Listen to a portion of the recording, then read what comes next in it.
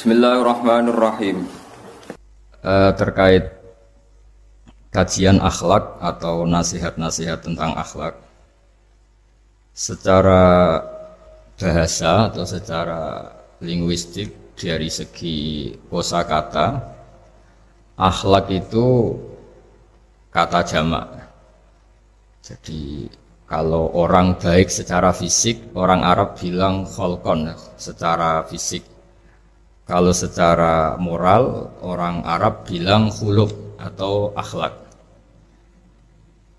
Lalu urgensinya dengan kita sebagai bangsa, sebagai umat Islam atau sebagai manusia, itu beberapa nabi di antara pujian Allah kepada para nabi adalah karena kebaikan akhlaknya. Lalu kebaikan akhlak ini punya urgensi dalam agama jika akhlak itu benar secara hukum, secara halal haram. Ini yang jarang orang mengingatkan. Jadi misalnya begini, senyum itu sunat itu baik gitu. Oke, kita sepakat senyum itu sunat. Tapi para penipu itu juga senyum. Karena kalau tidak senyum itu tidak bisa nipu gitu. Mungkin wanita nakal ya juga senyum. Orang-orang bisnis yang bodong biasanya cara ngerayu juga pakai senyum. Maka senyum ini berstatus nilai ibadah setelah kepastian target itu halal atau dalam konteks sesuatu yang disahkan agama. Sekali ndak, maka yang menjadi tidak halal. Ya, tadi senyumnya orang yang mau nipu, senyumnya lembaga-lembaga atau apa yang bodong atau apa sajalah. Nah ini yang jarang orang mengkaji. Maka sebelum mengkaji tentang akhlak itu penting, itu dikaji dulu status halal haramnya. Ya kayak tadi misalnya senyum itu sunat, senyum itu ibadah, kata Rasulullah tasaddaku walau bitalqati wajhin, bersedekahlah meskipun hanya dengan senyum. Itu setelah ada kepastian status apa? Halal. Tapi jika orang itu mau nipu itu juga pasti senyum. Orang yang mau menggoda lelaki juga pasti senyum. Lelaki yang goda perempuan juga senyum. Dan kadang konteksnya ada dalam hal-hal yang dibenarkan syarak. Sehingga kepastian halal haram ini nomor satu.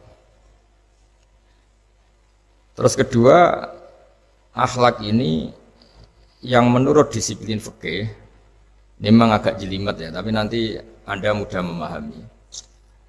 Akhlak, misalnya ekspresi senyum atau ceria, itu dianggap sunat. Kalau dalam fikih dianggap sunat. Sunat itu ya tidak sampai wajib.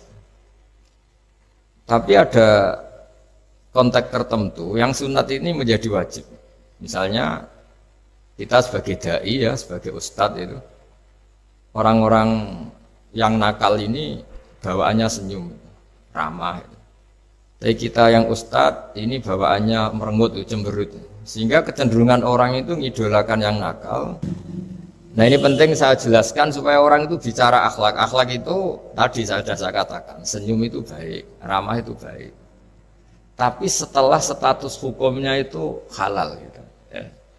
Jadi kalau sebelum status hukum itu halal, ini ya ramahnya menjadi tidak baik. Misalnya kamu punya istri cantik, kemudian dia ramah sama lelaki siapapun, kamu kan pusing.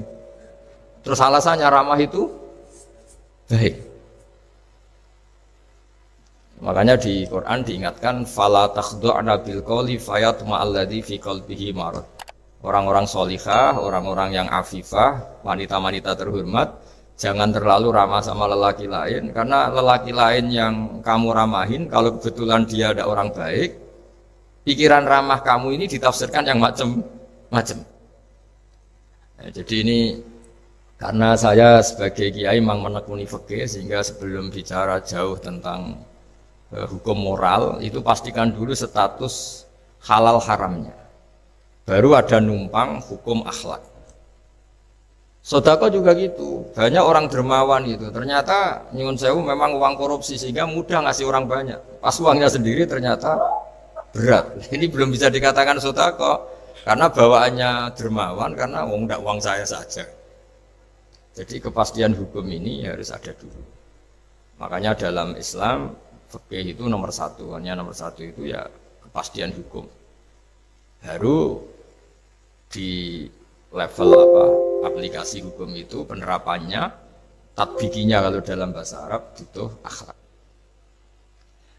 Terus ketiga, cerita-cerita akhlak itu yang paling fenomenal itu kata banyak mufassir. Kenapa Saharatu Fir'aun? Jadi ketika duel, saya cerita sedikit. Musa ini punya banyak mukjizat. Nabi Musa ini punya banyak mukjizat. Mukjizat itu sesuatu yang luar biasa, nggak bisa dinalar oleh akal. Itu kalau orang baik disebut mukjizat, kalau orang buruk punya kemampuan ini disebut sihir. Ya, tapi sama-sama punya kekuatan yang dahsyat. Sehingga ketika Nabi Musa punya kekuatan yang dahsyat ini, yang disebut mukjizat, Fir'aun cara berpikir yang bisa mengalahkan ini hanya sihir. Dipanggillah ahli sihir yang profesional, yang top lah. Dan mulai dulu itu wong ya seneng duit gitu. Jadi ahli sihir yang mau datang tapi berani berapa gitu. Jadi itu sudah mulai dulu gitu. Jadi sekunane kuno itu transaksinya itu ya harus berani berapa gitu. Fir'aun katanya innakum idzal laminal muqarrabin. Kamu tak jamin menjadi orang dekat saya. Jadi mulai dulu kalau dukung itu ya harus dapat jatah gitu. Jadi jatah orang dekat, entah dulu itu apa menteri atau apa tidak tahu, tapi mulai dulu ya sudah gitu.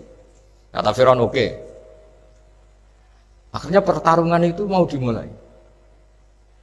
Lah uniknya ketika mau dimulai itu Saharoh ini ahli sihir yang bawaan Fir'aun tadi, sewaan ini tadi, bayaran. Itu di luar dugaan Mas Andri itu malah sopan sama Nabi Musa. Ditonton orang banyak padahal. Ditonton orang banyak karena Fir'aun tuh ingin Nabi Musa itu kalah. Musa kalau dia manggil. Tapi di luar dugaan itu para ahli sihir itu entah saking wibahnya Nabi Musa itu, jenengan dulu apa saya dulu? Monggo jenengan dulu apa saya dulu? Imma antulkiyah wa imma anahnul mulkin. Monggo jenengan dulu atau kita dulu. Jadi harusnya secara teori tarung itu semakin menteror atau ada gebrakan yang mengagetkan ini kan lebih mudah mengalahkan Musa. Tapi enggak, malah Musa ditanya, wahai Musa, imma antulqiyah wa imma anahnul mulkin. Monggo jenengan dulu atau kita dulu. Nabi Musa juga membalas yang sopan. Enggak, kalian dulu saja. Nah itu kata para ahli tafsir. Barokahnya akhlak yang dilakukan Saharatu Fir'aun ini, al-qawwa fi qulubihim al-iman. Allah saat itu juga memberi iman. Jadi barokahnya sopan sama Nabi siapa? Musa. Jadi barokah akhlak paling fenomenal dalam dunia tafsir adalah ketika Saharatu Fir'aun mendapat berkahnya adab, berkahnya akhlak sampai iman. Sehingga kalau dalam khazanah-khazanah Islam, amal yang paling mudah diterima Allah itu diantaranya satu itu akhlak, dua sedekah. Dalam cerita-cerita kitab yang saya pelajari, sedekah juga gitu. Ada orang itu saking bejatnya, dia seorang kaya raya. Itu saking bejatnya itu cara berpikir itu menurut dia ya rasional, tapi ngawur sekali. Dia punya putri cantik gitu. Ya tentu dia yang rawat. Terus dia ngenangan itu, wong anakku ayu dirabi wong liya. Walhasil itu dia punya rencana menikahi anaknya sendiri. Itu kan sebejat-bejatnya orang. Dan dia cara berpikir itu begitu, memang namanya orang majusi, tidak beragama. Tapi ketika dia, banyak ulama yang bilang namanya orang ini Bahrom. Tapi siapapun namanya itu, cerita ini populer di literasi, di khazanah-khazanah atau di referensi kita. Pas malam pertama mau menggauli putrinya, ada janda sepuh itu notok pintunya ya, supaya dikasih sedekah. Itu anehnya dia itu tergerak untuk memberi. Ketika mau memberi, si janda ini berubah pikiran. Wong saya ini muslimah kok minta orang kafir. Tidak jadi minta, tapi lari ketika dikejar lari. Setelah di rumah melihat anak-anaknya itu menangis, Mas Andri, kembali lagi minta. Setelah mau dikasih, lari lagi sampai 3 kali. Singkat cerita si Bahrom ini lalu tetap ke rumahnya dan ternyata mendengar anak-anak menangis karena kelaparan. Dia tergerak hatinya, itu membawa cara Indonesia, membawa beras sendiri, membawa roti sendiri, semua keperluan itu dicukupin, dibawa sendiri, diantarkan. Dan uniknya saat itu juga dia berpikir waras langsung, nggak ingin lagi menggauli anaknya, nggak ingin lagi. Jadi barokahnya sedekah itu dilakukan orang kafir, itu langsung ada berkah. Sampai saat itu dia iman dan hebatnya ada seorang wali di era itu mimpi disuruh menghormati si Bahram ini, bahwa ini umat saya, ini walhasil itu sampai diapresiasi. Nah, lagi-lagi kembali ke sedekah. Jika ada orang netral, misalnya orang netral itu ya diajak baik ya mau, diajak buruk ya mau, belum punya berpendirian, juga belum punya karakter, belum punya status yang permanen, ya solehnya masih amatir, faseknya ya masih amatir. Kemudian terus ada kompetisi, alam raya ini kan kompetisi. Ternyata yang tukang sedekah, yang mudah memberi itu yang fasik. Yang ini pelit. Jangan-jangan kita disalahkan Allah ketika orang yang netral ini jadi orang fasik. Karena apa? Kenangannya dengan orang fasik mendapat keenaan sedekah atau servis. Kenangannya sama orang soleh tidak mendapat. Malah dikongkon terus jadi panitia pengajian, kan kesel. Kan? Nah, kalau dibebani terus. Sehingga di antara ciri agama ini qalilul ma'unah, agama ini harus berbiaya murah. Itu hal-hal yang harus kita perhatikan. Nah, kecuali ini sudah orang yang punya karakter, memang sudah orang soleh, memang bawaannya ingin mendukung yang kanan, yang ahlul yamin, ya, hanya suka kebaikan. Ini kan kita bicara orang yang belum punya karakter. Kalau yang soleh kan karuan, dirayu yang ini sudah ada mau, meskipun yang ini ngel-ngel terus tetap nggak masalah yang kanan ini. Nah, ketika kita ngelola anak Mas Andri ini, Mas Dwi ini karena yang ada jadi saya pakai contoh. Saya punya kenangan dalam hal ini itu sangat miris. Ada orang sepuh soleh, cerita anaknya itu sekarang kerja di Jakarta tidak sholat, padahal itu ya orang soleh, orang baik. Dan dia kenapa datang ke saya? Karena minta maaf dulu pernah dengan tanda ketik pernah menyalahkan bapak saya, menyalahkan kiai-kiai yang lunak. Bapak saya dulu ya di dalam ada TV, ya ada sepeda motor, ya umumnya orang. Ternyata kasusnya itu sederhana Mas Andri. Anaknya kiai ini, orang soleh lah. Itu karena saking ketatnya itu di rumah nggak ada TV, juga nggak ada motor. Sehingga kenangan pertama lihat TV ya diservis orang yang nyuwun sewu tidak sholat. Kenangan pertama pakai motor ya dipinjemin orang yang nggak sholat. Sehingga bawaannya dia punya utang jasa sama orang yang tidak baik lah gitu. Akhirnya ini nggak jadi idola, orang tuanya meskipun soleh nggak jadi idola. Dan orang tuanya itu nggak punya TV supaya waktunya nggak habis untuk nonton TV, nggak punya motor biar nggak keluyuran. Niatnya baik, sangat baik. Tapi karena terus ini tuh tadi kembali ke tadi al-insan abdul ihsan, manusia itu budaknya kebaikan. Kenangannya lihat TV ya sama orang yang nggak bener ini. Kenangannya pakai motor ya pakai. Akhirnya ikut merantau ini ke Jakarta. Singkat cerita terus akhirnya dia katut temannya enggak sholat. Nah, ini yang di sini jika kamu mengelola agama ini secara tidak simpatik, lanfaddu min khaliq, pasti orang itu bubar. Nah, singkat cerita terus karena dia mungkin orang soleh ya, tetap doanya didengar Allah. Dia nangis-nangis berdoa di depan Allah terus minta maaf sama kiai-kiai yang pernah disalahkan, yang terlalu longgar sama anaknya. Karena bapak saya termasuk orang yang longgar, Mbah Mun saya tahu di dalamnya ya ada TV, ada motor, umumnya anaknya difasilitasi. Lalu anaknya itu terus diparingi Allah tobat kembali, terus dia menservis anaknya dengan umumnya orang. Jadi yang bahaya itu bukan tidak ada TV-nya, tapi kenangan pertama tahu TV ini. Bagi anak yang nggak pernah lihat TV itu kan diberi hak lihat TV itu spesial, sama bagi anak yang sama sekali nggak ada motor itu kan dikasih pinjaman motor itu kan spesial. Jadi kesimpulan dari ngaji akhlak ini harus dikawal supaya mengawal kebaikan. Jangan sampai anak kita, keluarga kita punya utang jasa sama orang yang nggak benar sehingga dia ngidolakannya orang yang nggak. Ya tadi misalnya kadang-kadang orang nggak benar itu ketemu temannya, ayo ngopi-ngopi, beres.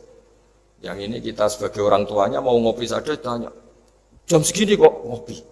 Apa saja salah. Jadi bawaannya di rumah disalahin, bawaannya di luar dibebasin. Akhirnya kenangannya kan ini buruk.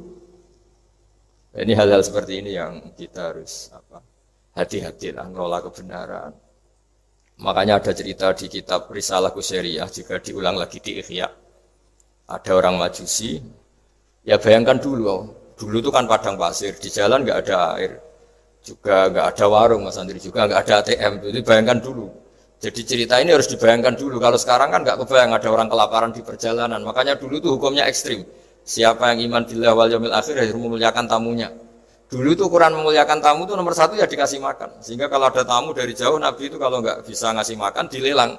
Siapa sahabatku yang bisa ngasih makan? Karena orang itu sekali bertamu ya memang kelaparan betul. Perjalanan 2 hari nggak ada warung, nggak ada ATM, nggak bisa mampir ke kantor cabang minta fasilitas kan nggak bisa. Kalau pejabat kan bisa dari Jakarta mampir Semarang, Semarang mampir Kragen. Bisa. Singkat cerita dilelang sama dia. Siapa yang bisa? Masyhur kan cerita itu, ada orang yang sebetulnya miskin, saya ya Rasulullah, ternyata yang dikasihkan itu makanan jatah apa? Anaknya, kan masyhur cerita itu. Kata dia pulang, terus lampunya pura-pura dimatikan, terus anaknya disuruh menidurkan, terus dia pura-pura nemani makan, padahal hakikatnya yang makan itu hanya tamunya. Saat itu juga Allah menurunkan wahyu kepada Rasulullah SAW. Allah memuji perilaku sahabat ini karena bisa ngasih makan. Jadi dulu itu yang namanya tamu itu kalau nggak dihormati taruhannya nggak iman, karena nasibnya sampai seperti ini karena dulu seperti itu. Nah, kembali lagi ke cerita tadi. Tamu apa makanan atau tamu atau apa sajalah. Itu servis sosial ini nomor satu. Kalau enggak, seorang lagi ya, kalau enggak, itu ya orang terus enggak simpati. Nah, sehingga karena taruhannya seperti itu sampai Allah lewat apa binaan kekasihnya, maka na yu'minu billahi wal yaumil akhir falyukrim dhaif. Sehingga tidak suatu saat Nabi Ibrahim itu punya tamu, orangnya Majusi. Majusi itu enggak mukmin. Majusi itu lebih buruk ketimbang Yahudi, lebih buruk ketimbang Nasrani karena ada ahli kitab sama sekali. Kalau di Quran kan dibedakan, ada kafir ahli kitab yang masih percaya Tuhan, yaitu Yahudi Nasrani, ada yang sama sekali sudah tidak percaya Tuhan. Itu Majusi, nggak punya kitab. Orang Majusi datang ke Nabi Ibrahim karena beliau terkenal Abu Duyuf, bapak dari segala tamu. Beliau itu nggak mau makan kecuali bareng tamu, bareng anak yatim, saking solehnya Nabi Ibrahim. Saya ulang lagi, bayangkan dulu, memang makan itu luar biasa. Sekarang kan biasa karena tamu sudah makan dulu di warung, nginepnya di hotel, malah kadang disuguhi udah pati makan karena nggak selera, ribet malah tamu sekarang. Malah komplain bila perlu ribet. Nabi Ibrahim itu ketika orang itu kelaparan, ya Ibrahim karena dia nggak mukmin ya, manggilnya jangkar. Tolong hari ini saya kasih makan. Enggak, hatta tu'mina, sehingga kamu iman. Singkat cerita orang ini frustasi karena ini tokoh. Nabi Ibrahim itu tokoh-tokoh besar Muslim ya tentu. Akhirnya dia putus asa. Putus asa terus sudah walla itu sudah balik kanan, sudah ngelunyur saja meninggalkan Ibrahim karena sudah putus asa lah. Saya Majusi, dia Nabi, dia tokoh Islam pasti tidak ngasih makan. Apa yang terjadi? Saat itu juga Allah karena beliau Nabi bisa komunikasi dengan Allah dapat wahyu. Lihat orang itu umur berapa? 70 kira-kira gitu atau 60. Kata Allah, orang itu baru ini loh kelaparan katanya. Dan baru ini juga minta kamu kan? Iya. Dan kemarin-kemarin tidak pernah kelaparan ya baru ini ya. Kata Allah, saya yang Tuhan saja ngasih makan dia padahal tidak iman sama saya. 60 tahun. Kamu diminta untuk 1 hari saja kok mensyaratkan apa? Iman. Udah panggil saja supaya makan di kamu. Salah saya dipanggil akhirnya sama Nabi Ibrahim dikejar. Udah, ayo makan ke saya. Gitu. Ya gimana? Udah usah syarat iman, pokoknya makan saja. Nah, sudah si makan sama Nabi Ibrahim di servis, tanya orang itu, kok kamu mendadak baik tadi sini sih? Itu ya, ditegur Allah, saya salah katanya. Loh, Allah yang Tuhan itu, menurut kamu Tuhan itu betul negur kamu? Iya. Dia nangis. Ternyata Tuhanmu itu Tuhan betul ya. Saya yang Majusi aja diperhatikan kata. Bahkan menyalahkan kekasihnya kamu katanya. Ya saya mau iman saja katanya. Itu ya barokahnya servis tadi. Nah sekarang misalnya kita bertarung di dunia yang bebas ini. Misalnya nyuwun sewu, yang ngasih makan ini nyuwun sewu orang nggak baik, yang orang baik nggak ngasih. Pasti utang jasanya orang ini sama yang nggak baik. Karena kenanya sama orang baik itu udah baik. Nah ini yang dimaksud walaupun tafadzun qalidul qalbi lan faddu min khalid. Kalau orang mengelola Islam dengan cara yang kurang baik, maka akan melahirkan orang lari. Karena tadi al-insan abdul es. Jadi cerita yang ringan-ringan di sekeliling kita juga seperti itu.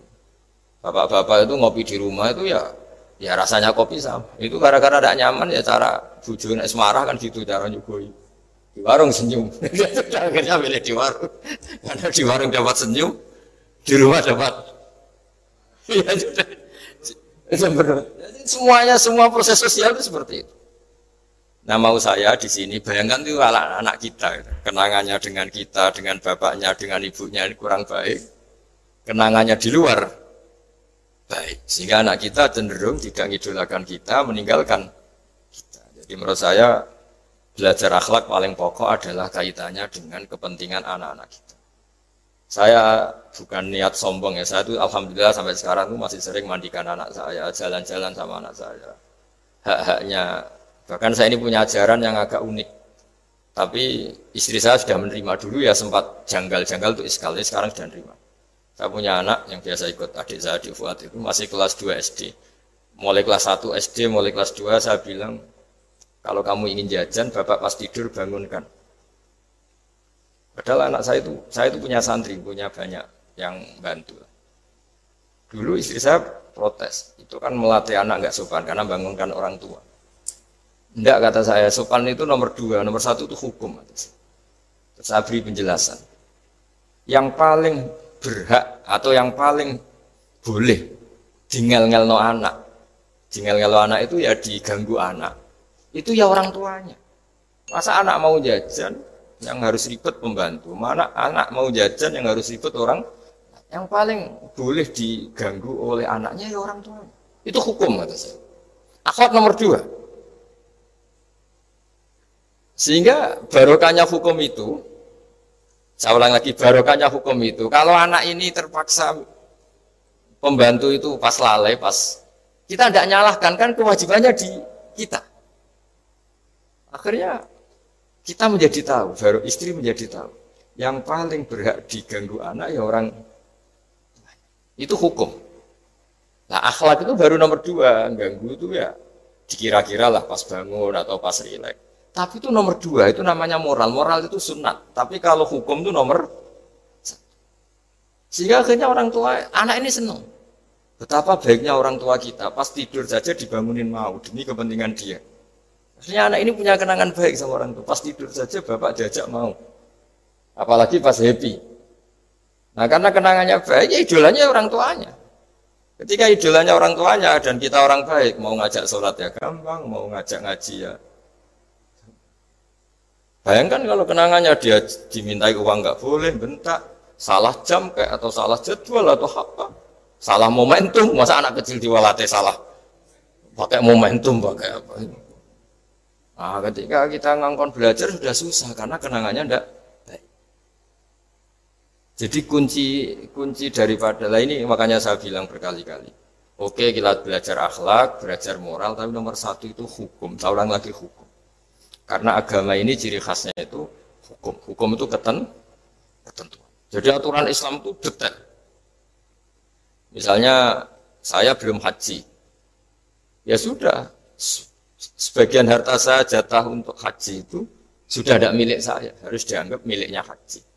Sehingga kalau saya meninggal setiap saat, yang boleh diwaris oleh anak cucu saya hanya yang melebihi dari biaya apa?